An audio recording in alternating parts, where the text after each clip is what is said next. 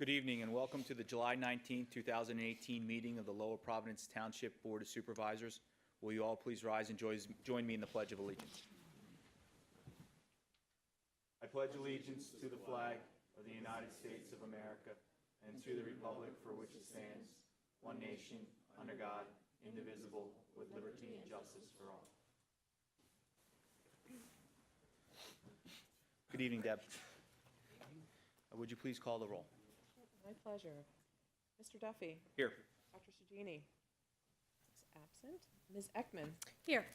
Mr. MacFarland. Here. Mr. Neights is absent. Prior to this evening's meeting, we held an executive session where we discussed a real estate matter. So moving on to the agenda, the first item on the agenda is a consent agenda consisting of minutes, monthly reports, fiscal matters of the township from the past month. Is there a motion?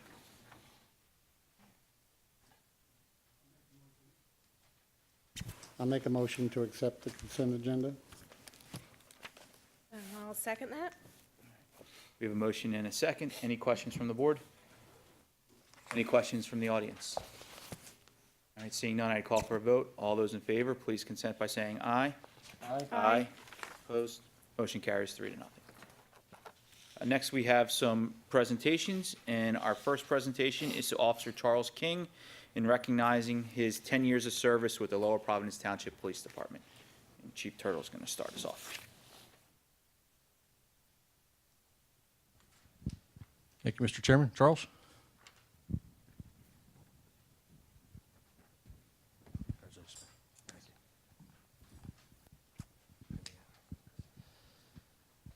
Another pleasant evening for me. We've had a run of these, but Officer King's been with us for 10 years. He began his law enforcement career in February of '07 when he was hired as a police officer with SEPTA. He attended the Philadelphia Police Academy and was assigned to patrol duty in the city of Philadelphia. Officer King was sworn in as an officer with the Lower Providence Police Department on July 17, 2008 by Chief Carroll, who's with us tonight. During his tenure with us, Officer King has been assigned to the patrol division. He did a stint in the detective unit.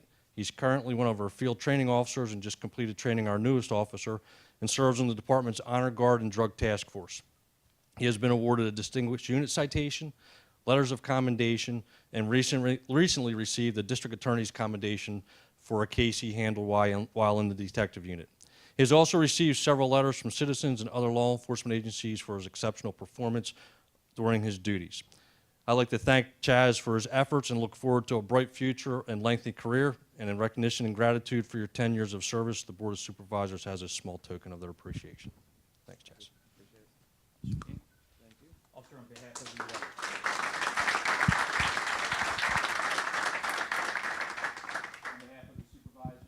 we'd like to present you with this token of our appreciation for your outstanding service for these past 10 years, and we look forward to many, many, many more years of outstanding service. Thank you very much. Appreciate it.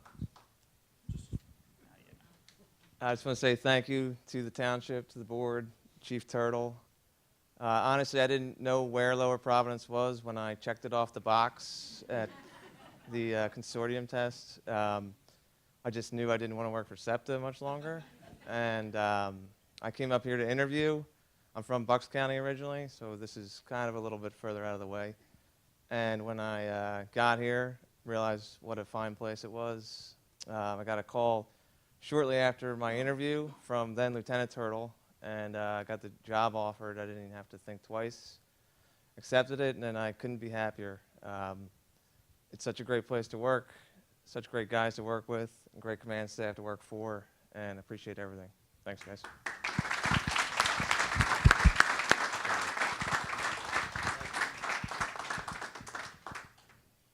Charles is one of those young guys that I look forward to a bright future with, and to replacing some of the older guys that are starting to see the twilight of their careers. He did a great job in detectives, and we look forward to seeing him back there in a few years, hopefully. But keep up the great work, and we appreciate everything you do for us. Thank you. Thank you. I think I'm just going to stay down here for the other presentations that we have. Our next presentation is to Jack Ralph on his accomplishment of attaining Eagle Scout. Come on, Jack. How are you? Good. Thanks for coming out. No problem. So, Jack, you're a Thacton High School student, Correct. and you did an Eagle Scout project for the firehouse. Correct. In recognition of that, we have this proclamation for you.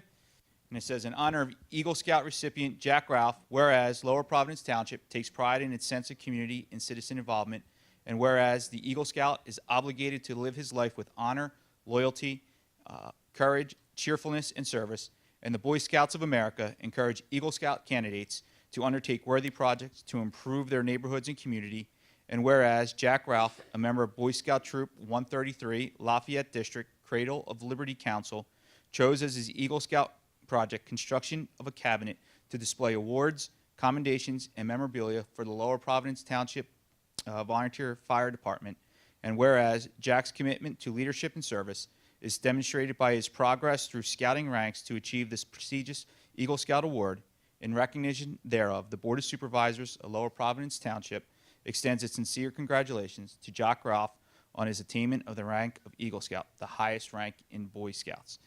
Resolved and adopted this 19th day of July, 2018. Jack. Can you tell us a little bit about your project? So the project took a long time, but it was a great project because I was able to give back to the firehouse, and I've been a part of the firehouse for like 4 years, so it was really nice to give back, and it was really good because the project was complicated because it was something brand new. I've never really built anything before, and my troop and my scoutmaster were a great help of figuring out how to make the project, put it together, and completing the project. That's about it. I see you got your family members here. Why don't you guys come up and grab a picture? Come on up.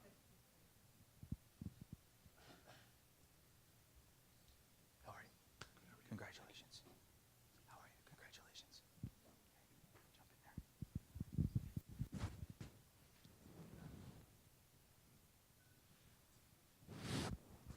Thanks again, Jack. Congratulations. Thank you.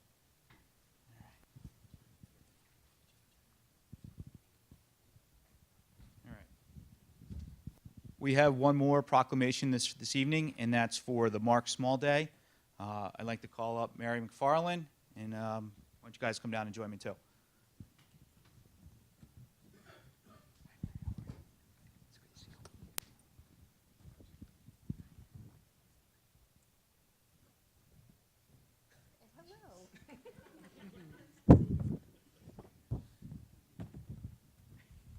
So we have this proclamation, and it reads, Mark Small Day.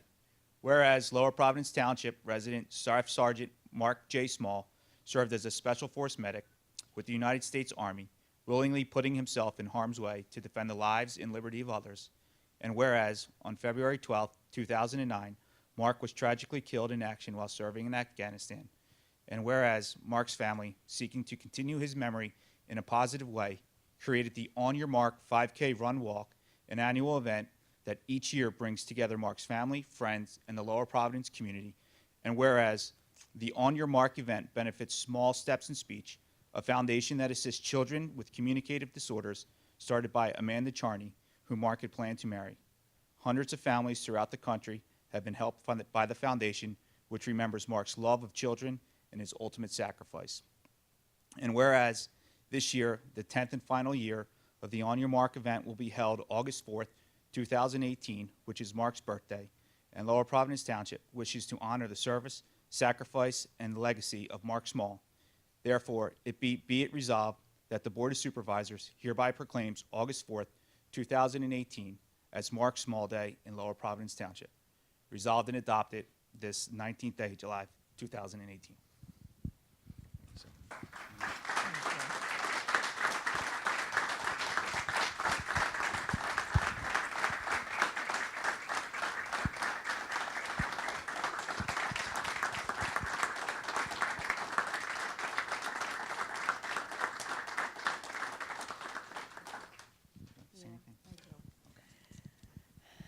Thank you.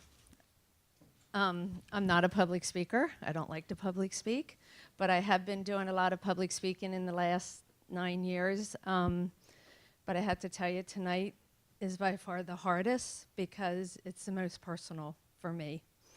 I'm going to read my notes, so I apologize. On February 13th, 2009, at 6 a.m. in the morning, our doorbell rang. I opened the door to 2 or maybe 3 Army soldiers, and I immediately knew why they were there. Mark had been killed in Afghanistan. The next day, our doorbell rang again. We opened the door, and there was the Lower Providence Chief of Police and the Township Manager. I was confused, I was still in shock, and I was so deeply sad. I didn't know why they were there. Chief Bud Carroll said they were there to help us, to do whatever we needed for them. I had no idea how much we needed them. In those first couple weeks, it was the hardest, most difficult time of our life.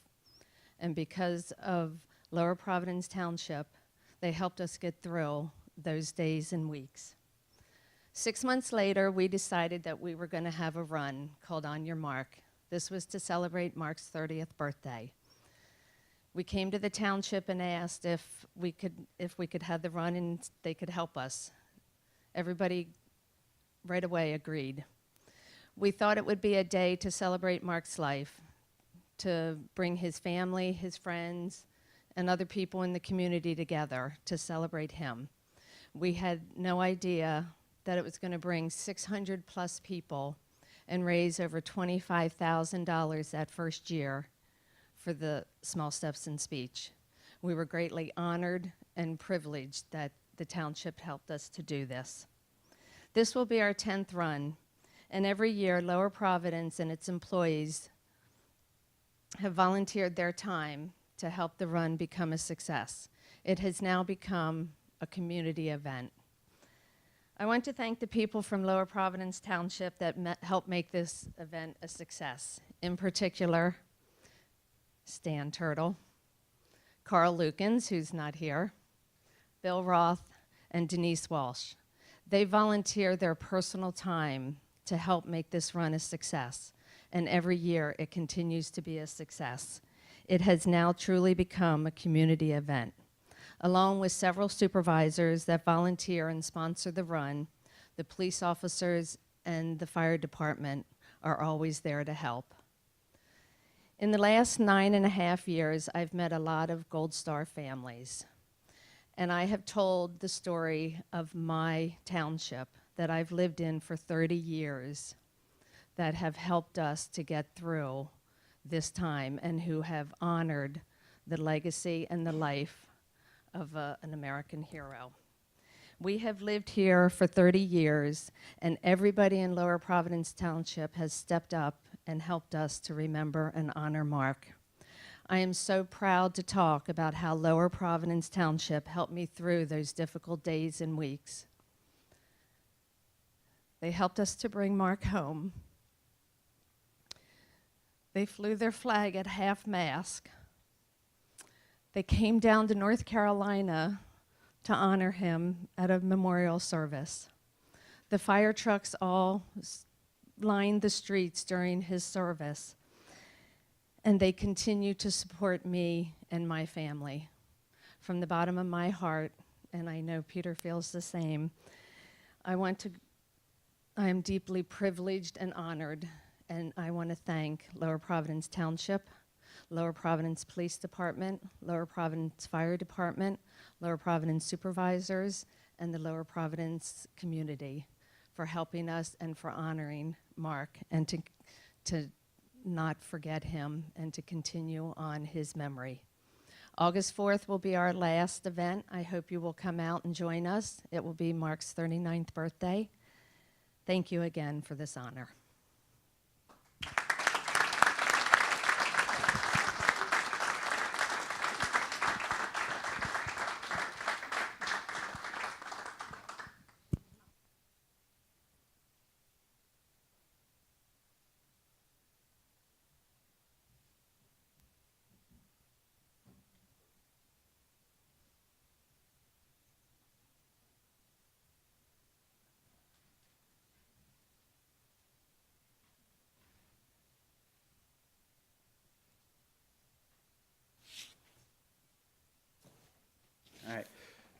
Moving on to new business.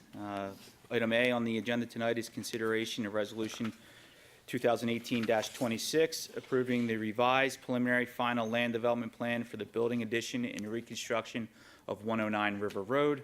And Solicitor Rice has information for us. Okay, I don't know whether the applicant's here or not. I don't believe so. But what's in front of the board tonight is an approval resolution for a final land development plan for 109 River Road. This is an existing building, apartment residential building, which is being renovated into a 2,780 square foot office building. The conditions that are set forth in the resolution include compliance with the township consultant reviews, the McMahon Associates review, the Woodrone Associates review, the Committa Associates review, and execution of development agreements.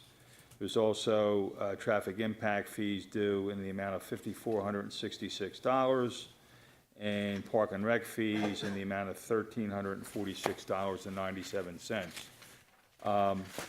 Because of the existing conditions out there and the renovation of a building, there's several waivers, which are modifications of the subdivision land development ordinance. I don't know, I can go through these if the board desires, but they are part of the resolution. They are proposed to be approved by the board. These include things like widening existing roadways, constructing curbing and installing storm sewers and sidewalks. There's a salary requirement regarding site distance measurements. There's a parking setback requirement that's proposed to be waived.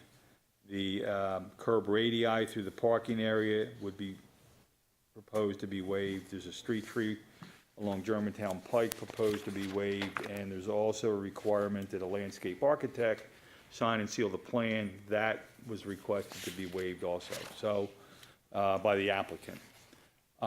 So this is, I know there's some stormwater issues out there. Part of the resolution involves an indemnification to the township. I don't know that there's any other outstanding issues from Mike or Tim, but I think the applicant was here at the last meeting. There was some discussion about the project and some of the challenges because of the existing conditions. So it's before the board for approval and final land development approval. Thank you, John. Are there any questions from the board? If we could just ask that the compliance letters have all been met as far as we know, is that correct?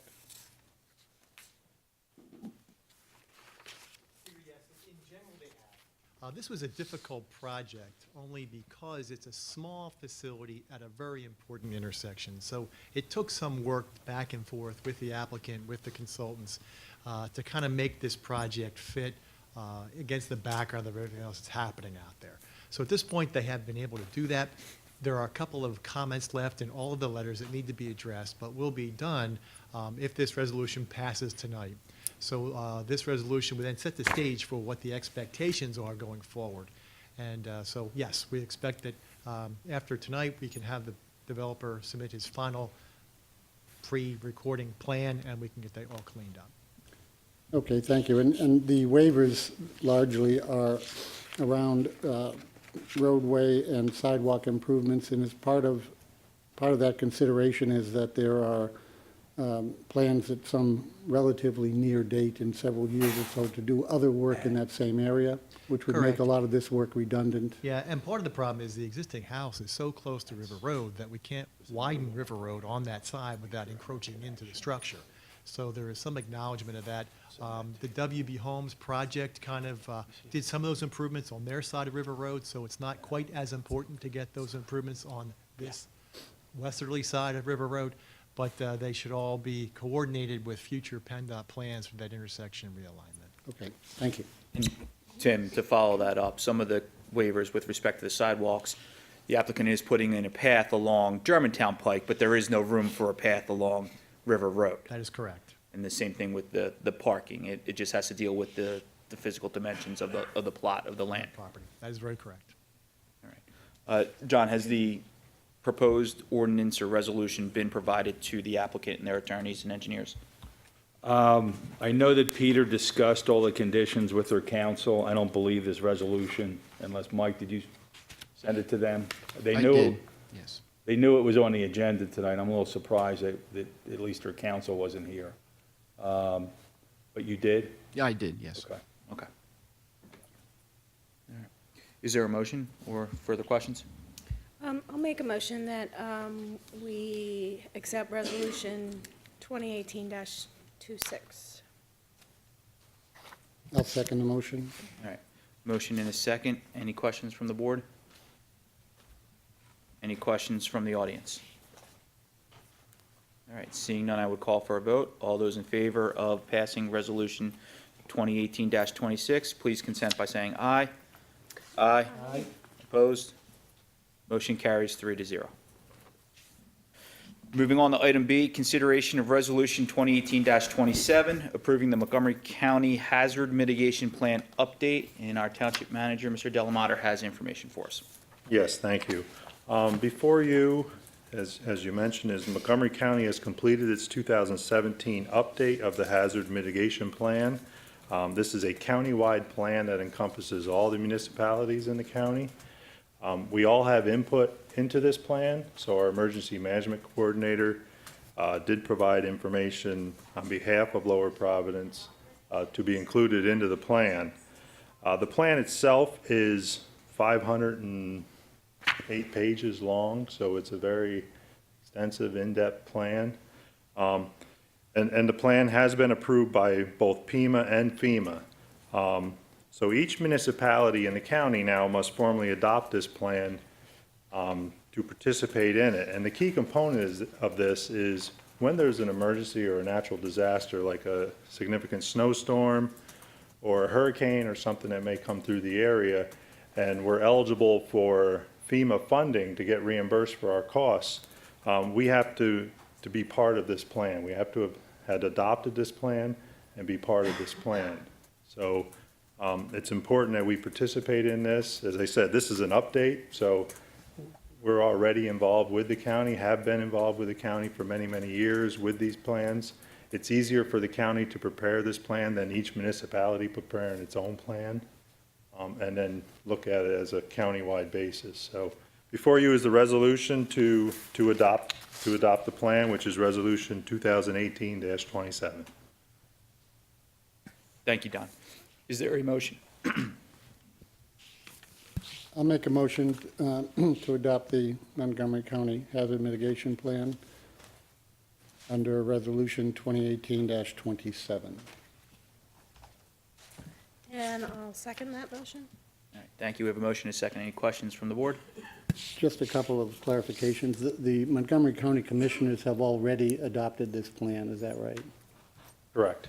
So we're just, this has already been approved by the county. Correct, as well as FEMA and PEMA, so. So Yes, our so we have to, participation- in order for us to participate in this program, we have to adopt the plan as well. Okay, thank you. Are there any questions from the audience? All right, seeing none, I would call for the vote. All those in favor, please consent by saying aye. Aye. Opposed? Motion carries 3-0. Next on the agenda is a discussion of fireworks regulations here in the township.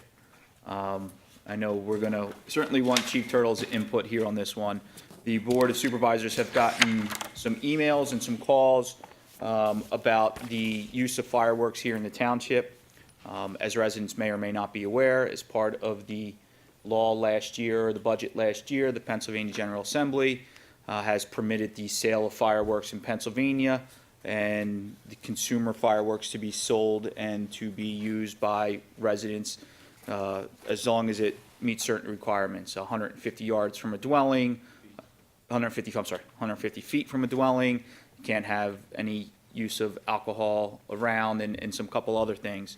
This has led to tents popping up in other municipalities and people being able to buy fireworks, and they're letting them off, and some neighbors are concerned because of the hours and because of the effects it has on sleeping children and dogs.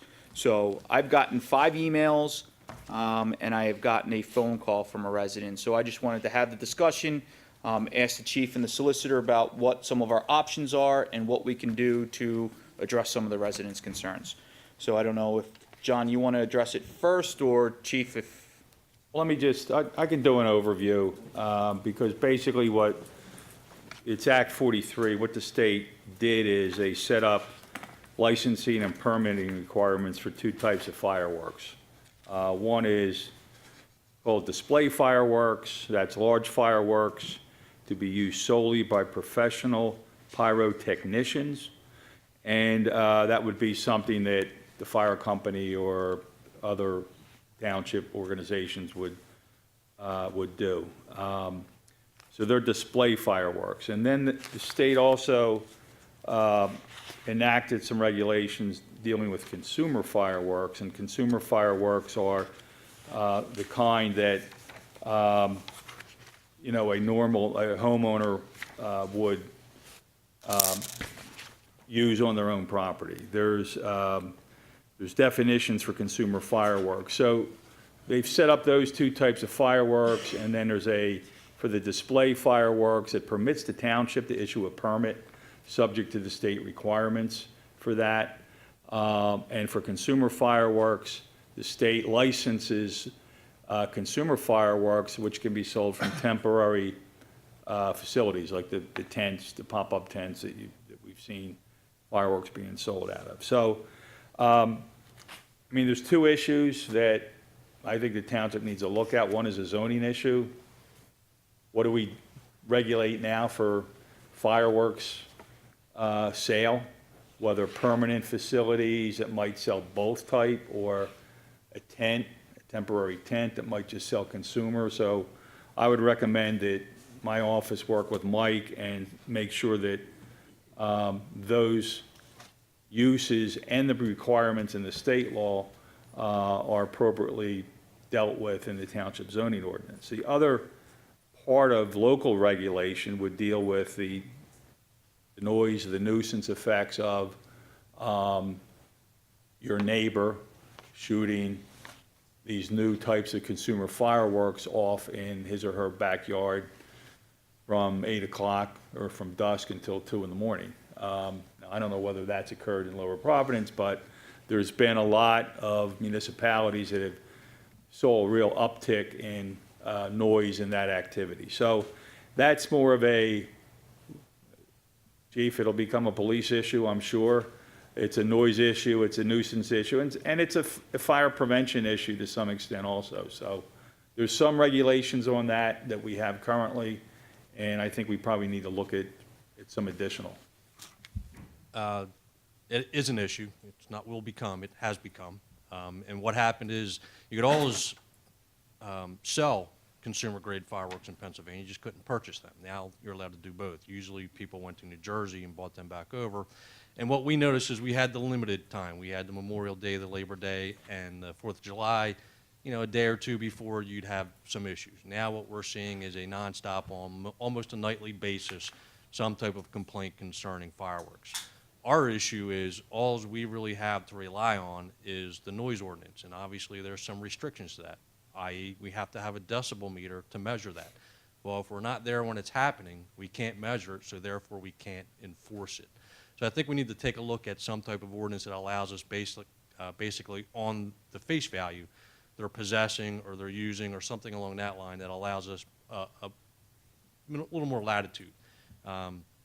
There are restrictions as far as the 150 feet from the home and things along that line, but again, we have to be there to see that happen. If we're not there to see it, we don't have the ability to testify to it, so we have some things there that we need to work on. I think crafting a newer ordinance would help us out.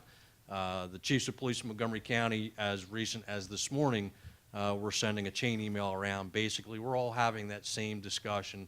There's quite a few townships looking at noise and fireworks, and we're all looking for the same results. So going forward, I think we're going to have plenty of opportunity with other departments to see what direction they're going to go and maybe come to a consensus on what's best for Lower Providence. But I think we do need to look at tightening some of the regulations we have. So, Chief, if we, in our noise ordinance, if the solicitor were to draw something up that basically said that the use of fireworks after a certain period of time, after time, is per se in violation of the noise ordinance, you would be able to enforce that then? Correct, and I think there's probably some other opportunities there because of the hours on our noise ordinance are kind of broad. I think if we tighten that up and make basic restrictions, which I saw some ordinance today from the other chiefs of police, that, you know, after a certain time, you know, whatever time that might be, a loud stereo is deemed a violation, where we don't need to measure that. You know, we can get out of our car and we can hear the stereo 100 feet from our police car. You know, that's deemed a violation. I think that opportunity is there to maybe help us a little bit better. The decibel meter, when we first enacted the ordinance, and off the top of my head, I don't know when it was, we had one in-house. A number of our officers were trained to use it. It was very difficult to monitor and to use because we had to go out when it was happening. We had to find a property line. We had to use a decibel meter, and it was just difficult and cumbersome. We have since, we don't have a current decibel meter that allows us to do that. So I think if we can tighten the ordinance where it allows a per se violation, that would help us out a lot concerning that. I think we keep the decibel meter maybe for some commercial areas where we have maybe machines or something that are an ongoing process where we can sit and stand and actually take a reading. But a firework, like I said, Yeah. we have to be standing underneath of it when it happens and Right. hold it up and take a reading in order to enforce it.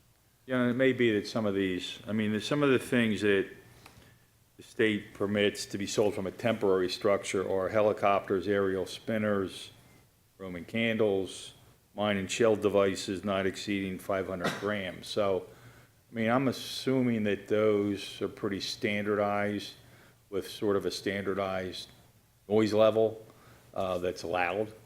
I'm sure we could probably get some idea of a reading from some type of organization that says, you know, this device says this much. It's just like, you know, a car stereo at this level exceeds this reading.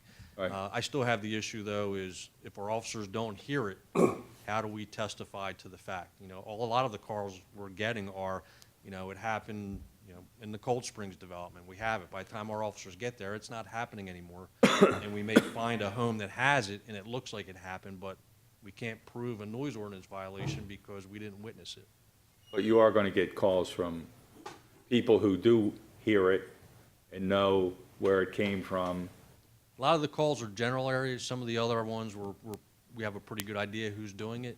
Right. And I think if we have the ability maybe to target those areas with an easier violation enhancement, it would probably end a lot of the issues that we're seeing right now. But under the current state law, we're not allowed to just ban fireworks. Correct. So we have to live with it, and we have to come up with some sort of way to control the effects of the state law.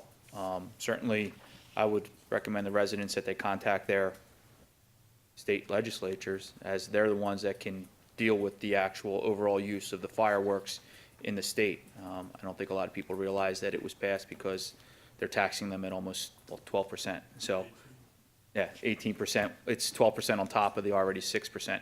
So it's an 18% tax. That's why the legislature approved them. So they're covering budget shortfalls, and now all the municipalities are left to deal with the fallout of using them in neighborhoods. So I think probably the best way is maybe ask Chief and John to get together and to craft some solutions that you could bring back to the board as possible remedies or to deal with the issue.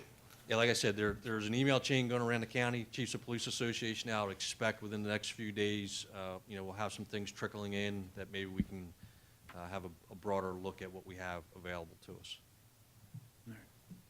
So, I'm sorry, so we don't have any, another meeting for another month, so could we expect to have some kind of preliminary document to review? Yeah, we should have a draft. I mean, Stan and I have some ordinances that our office has done in other municipalities that are in the process and are under review. Zoning, Mike, I have something on zoning that, because I think we're going to need to address that too. And then I have something on the health, safety, and welfare, and, you know, that I'll circulate that, but then we're gonna need to tailor it for Lower Providence. But yes, we'll have something back to the board to discuss.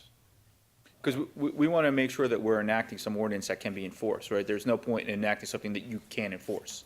And people understand that. I mean, if we go there and give them a warning and say, if we have to come back, you're gonna get X, Y, and Z, well, if we don't have any X, Y, and Z, all we're doing is giving warnings. And people will get to that. And I'm a firm believer in not recreating the wheel. I learned that from my predecessor. So we can craft anything from other options that will fit Lower Providence appropriately. Are there any, Just as an aside, it occurred to me, you mentioned Cold Springs development, and I haven't measured, and I know you haven't either, but there might be developments, certainly townhouse developments, where the use of fireworks at all, based on the state law of 150 feet, would be illegal. Correct. Because of the distance. You could not light them off inside those neighborhoods and be more than 150 feet from a house. Correct. The other issue is we're trying to determine what the charging statute's gonna be and how we're gonna do that, which is a part of that email chain that we had with the chiefs of police. Right, so if we incorporate that into our draft, that could help us as well. Thank you. Right now, it's violating the state law. It's a summary offense, no Under more than health and $100. safety. Correct. So I think if we maybe craft a noise ordinance similar to what we did with the drug paraphernalia ordinance, that allows us the opportunity to encompass what the states applied, but allowing us to make it applicable to Lower Providence, we could probably come up with a resolution that's appropriate. I don't want to move on without opening up to the floor if there's any questions, comments, or concerns from anybody in the audience. Please come forward.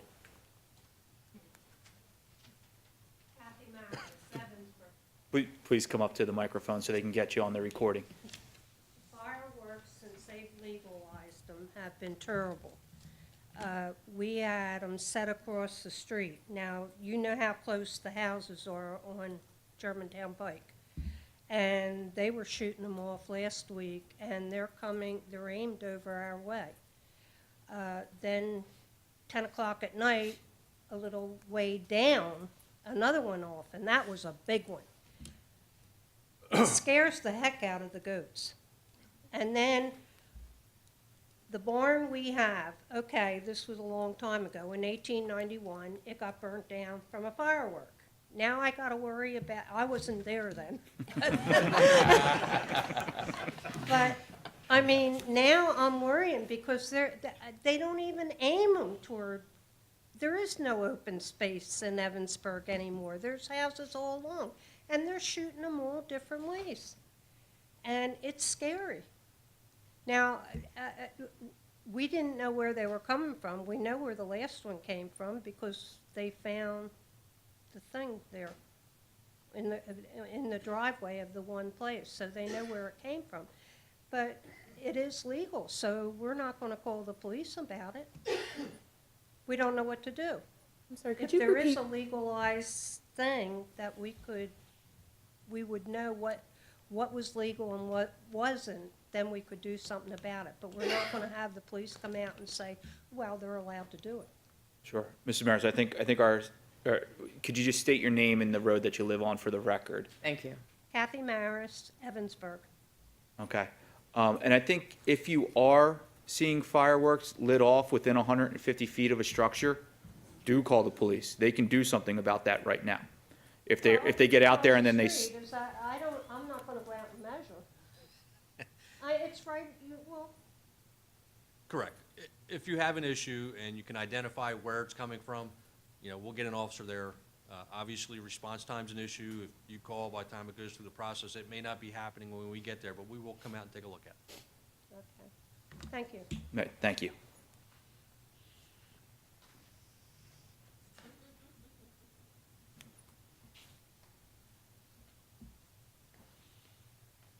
Joan Patrick, 110 Glenwood Avenue. Very similar.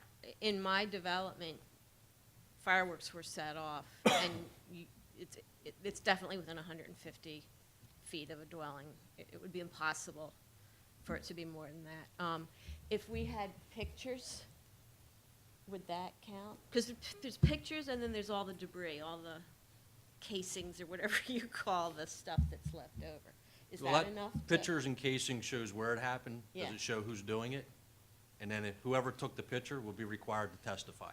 Yeah, I would testify. Okay, so there's a potential for that. Okay, all right, cool. All right, thank you.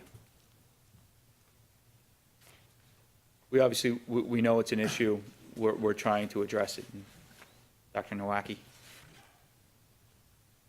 I guess my question, can you restrict it to certain days of the year?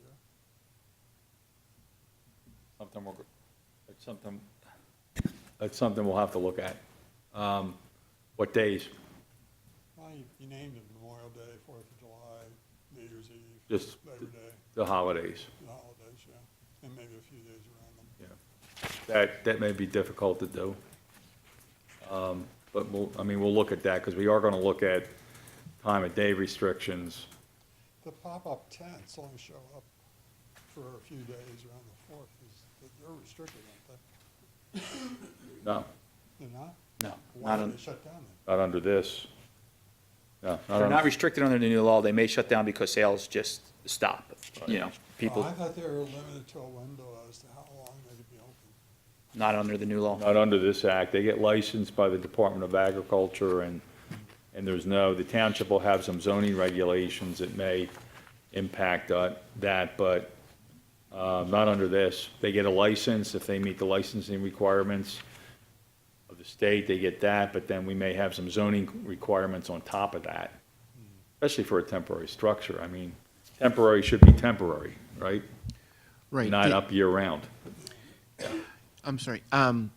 In our ordinance, in our current ordinance, in the zoning section 143-24, it does say that it would require special exception approval, all tents used for peddling purposes or solicitation, and it does specifically say fireworks within that description. Okay. Just so we're clear, I mean, what the only conditions the state's putting on consumer fireworks is the person who's purchasing, possessing, or using them has to be 18 or older. And then a person can't intentionally ignite fireworks on public or private property without the permission of the owner. It can't be, you can't throw consumer fireworks from a motor vehicle or a building. So if you're shooting them out the window of your third story or second story, that's a violation of the state act. You can't set them off into or at motor vehicles or buildings or at another person, throwing them. You can't use them while you're under the influence of alcohol or a controlled substance, and you can't use them within 150 feet of an occupied structure. So they're all great regulations. The enforceability of them are not going to be easy, any of them. So that's what the state's given us to work with. And there may be some other things that we can do independently of the state that I think the chief talked about. All right. So it is an issue, we are aware, we have two of the brightest minds in the township working on it now. So we'll get a good resolution, right? Top 2%. All right. Chief, thank you. John, thank you. Announcements. The Planning Commission is meeting on July 25th at 7 PM here in the auditorium. The Zoning Hearing Board is meeting July 26th here in the auditorium, 26th at 7 PM here in the auditorium. The August 2nd meeting of the Board of Supervisors is not going to move forward. There wasn't a lot on the agenda, and because of the schedules of the summer, we took that meeting off. The Sewer Authority is meeting on August 13th at 6 PM.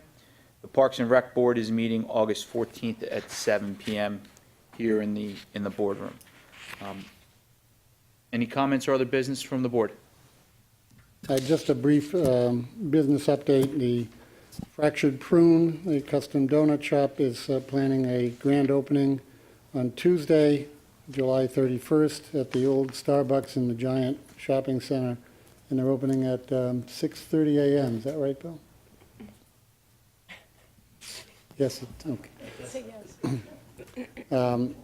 Also, Baldbird's Brewing, the craft brewer at 940 Rittenhouse, is opening sometime in early August, we believe. Is that our best estimate right now?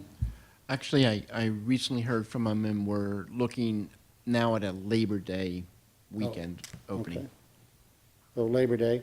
And Lidl has purchased the land at the Norristown Ford. If you drive by there, you'll see the sold sign on the real estate signs, which is a very important milestone because once they aren't going to buy the land until they've cleared all of the complications and gates that must be passed through to make sure that their project goes forward. So they will be getting started in the next couple of months, and we'll probably see some visible movement on that property. And you'll see an operating Lidl store by late next spring if everything goes according to the way it's set up right now. So that's an important milestone for that project as well. Thank you. Anything from staff or consultants? I guess I should mention that there's Coffee with a Cop this Saturday at 8 o'clock at Starbucks. Correct, Chief? Correct. 8 to 10 a.m. Starbucks, the new Starbucks, down on Audubon Square 6. We'll be down there, fire department, I believe EMS will be with us also. All right. We're sharing this time. Sharon. All right, so come out, enjoy a cup of coffee, and meet some of the finest that the township has. So, all right. Anything else, any other business? Jen? I just want to thank two groups of Methacton faculty just real quick for the 2 European trips we took this month. It was Madame Phelps running the French immersion trip and Mr. Alzamora with the Spain trip. I was on the French trip and it went off without a hitch. I never felt unsafe, and my French and everybody else, their French got much, much better.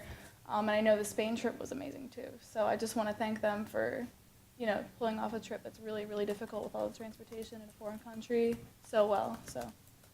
All right, thank you. And now you have to say it in French. Don't miss you. We want to say. Yeah. We'll open up to courtesy of the floor. I ask that you please, if you have anything that you would want to talk about, please come up, give your name and address to the microphone, and please limit your comments to 3 minutes so everybody has an opportunity. Okay? Seeing none, we will call for an adjournment with our next business meeting being August 16th, 2018. Is there a motion? I'll make a motion. Second? All right, motion in a second. All those in favor, please consent by saying aye. Aye. Motion adjourned. Good night, everybody. Have a safe ride home.